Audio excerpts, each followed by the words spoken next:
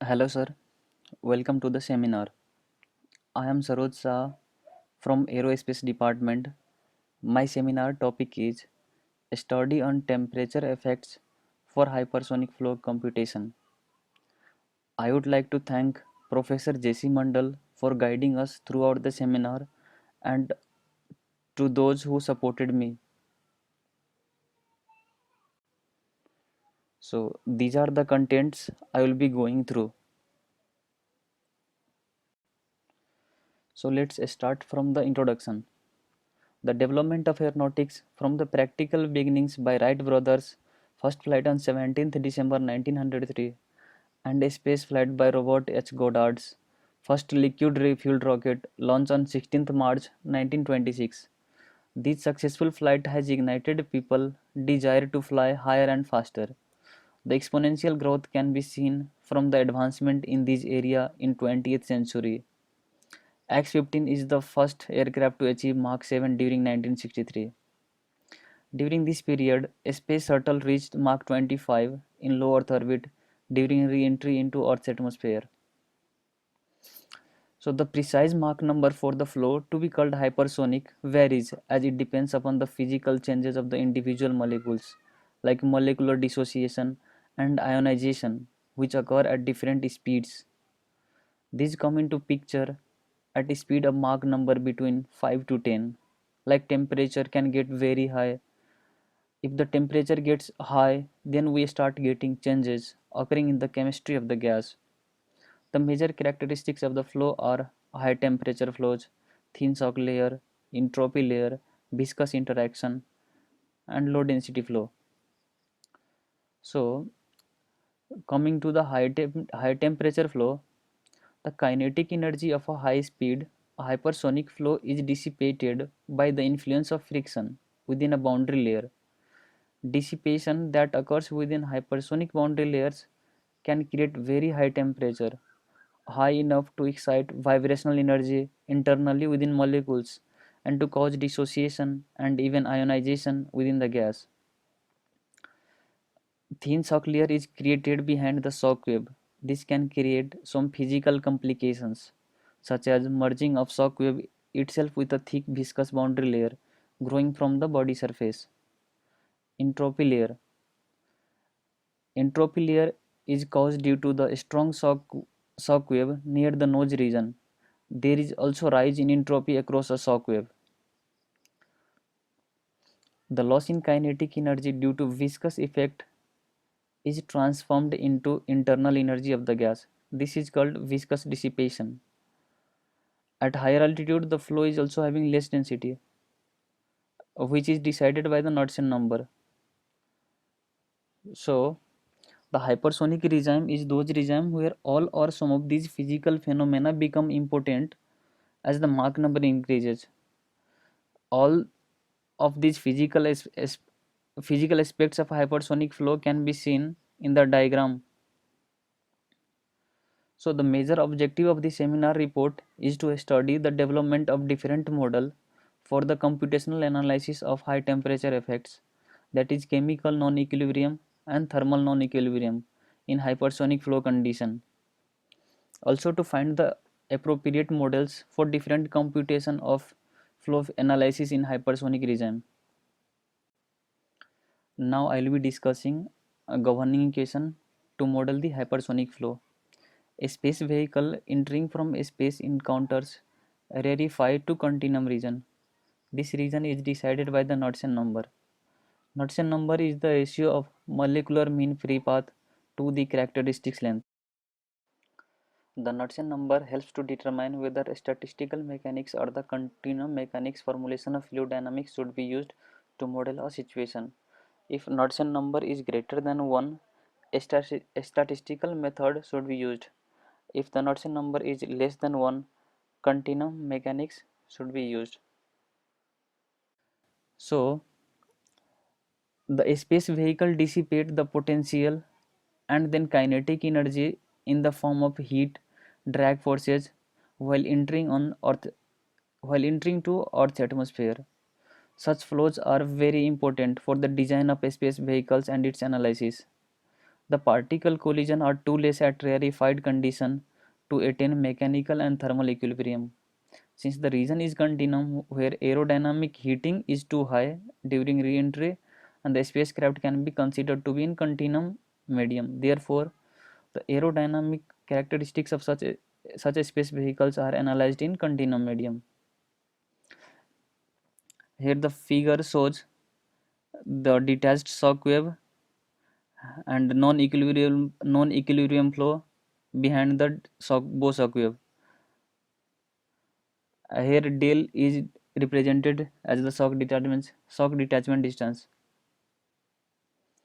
So now coming to the physics of the problem.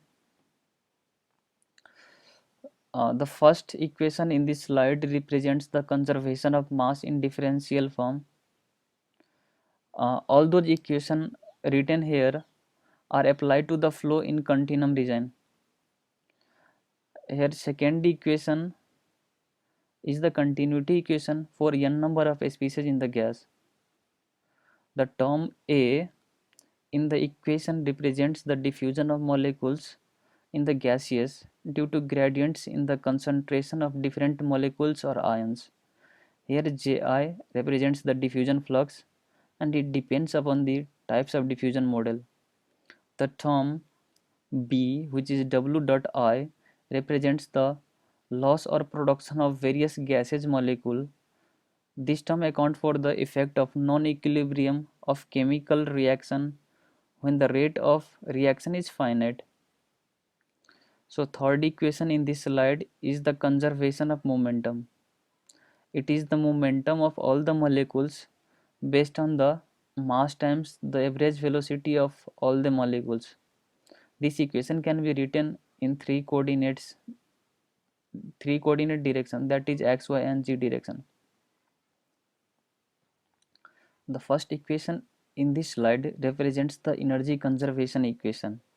The term C, which is k delta T, represents the rotational and translational mode of conduction of energy. The term D represents the vibrational mode of conduction of energy. The term E represents the energy transport as the gaseous mixture diffused through the mixer. Here term F takes the effect of energy transfer due to radiation, and this term is the source term. So second equation in this slide, which is the conservation of vibrational energy. This equation accounts for all degree of freedom of the gaseous mixture. Vibration of oxygen, nitrogen or any other mixture in the gaseous will be taken care by this equation. Term G accounts for the vibrational energy movement as the gaseous molecule diffuse. Term H represents the energy exchange by translational mode due to vibration. Term I represents the exchange of energy between different mode of vibration. The chemical reaction in the gaseous flow changes the vibrational energy, which is represented by the term J, and the term K takes into account of the radiation by the molecules. Therefore, using the above governing equations, everything has been taken into account for the flow analysis in hypersonic regime. So now move on to the modeling of flow during atmospheric re-entry. So there are several methods to model the flow over blunt body, but it has got limitations. So I'll be discussing here few methods which is good to model the flow over blunt body, and I will also discuss the hierarchy to compute such flow. So time splitting technique by McCormack and Pauli helps to get the convergence of the value quickly. This method decreases the time steps and split the multi-dimensional into one-dimensional operator. This method is computationally more efficient during 1960s. The use of finite volume method was introduced by the Ricci and Inouye. The use of finite volume method has advantages than using finite difference method. So finite volume is straightforward to apply our conservation equation. Finite volume method is more natural and guaranteed compared to finite difference method. Also, the handling of shock discontinuities in the integral form of balance equation is easier than differential form, and it is also computationally more efficient than finite difference method. As high temperature gas is the major problem in the re-entry vehicle, therefore to capture the physics of such flow, appropriate gas model should be used. Good gas mod Good gas model should capture the physics and solve those equations in reasonable time with good accuracy. To model the flow, the physical phenomena like thermal and chemical non-equilibrium flow should be considered. In computational approach, governing set of equations are solved using appropriate numerical scheme for the analysis of blunt body problem. The hierarchy to solve such problem is given in the figure. The thermochemical non-equilibrium requires input from flow solver. The radiation modeling requires input from the thermochemical non-equilibrium, and surface effects modeling require input from radiation modeling. So now coming to thermally perfect gas, this means that the specific heat of the molecules, that is internal energy, does not change with change in temperature, and also the collision between the molecules is perfectly elastic. The specific heat capacity of the gaseous molecules does not change till 2000 Kelvin of temperature. But in the re-entry vehicles, temperature increases very high up to 11,000 Kelvin at Mach number of 36. So the assumption is not valid at such high temperature, which can be seen by the figure in the left side of this slide. It shows the temperature effects on calorifically perfect gas at different re-entry speed. On the right side of the figure shows the range of dissociation and ionization of molecules. So, as a hypersonic flow, in hypersonic flow, as temperature increases, uh, several chemical reaction occurs in the flow. So, at 800 Kelvin, vibration occurs in the gases, and at 2500 Kelvin, oxygen begins to dissociate, and its molecule changes to oxygen atom. At 4000 Kelvin, oxygen completely dissociates, and nitrogen begins to dissociate, and it starts to change from nitrogen to nitrogen atom, nitrogen molecules to nitrogen atom. At 9000 Kelvin, nitrogen also completely dissociates, and both nitrogen and oxygen changes into ions. So coming to thermochemical non-equilibrium. So during re-entry of a space vehicle, the flow regimes are both thermally and chemically in non-equilibrium state. So chemical reaction rate is affected by the thermal non-equilibrium flow. Therefore, there exists a coupling effect between the internal energy and flow chemistry. Different gas models are shown in figure for the re-entry vehicles, which is shown in the left side of this slide. So now coming to flow solver to compute hypersonic flow. Euler equation for thermodynamic equilibrium can be used to model the envisaged flow. This requires equation of a state to solve the unknown, but in hypersonic flow, high temperature exists, so thermochemical non-equilibrium flow exists. In the general equation of a state, there is non-linearities, which strongly influence the dynamics of the flow, and also the numerical solution of Euler equation becomes difficult to solve. So, the to tackle such difficulty, energy relaxation method is used. So you can see the equations, Euler equations for real compressible flow after the after relaxing the energy. So here in this method, in energy relaxation theory, flow dynamics can be maintained, and also the non-linearities difficulties can be removed. In this method, energy is splitted to relax the non-linearities in the equation of state. Here E equal to E1 plus E2.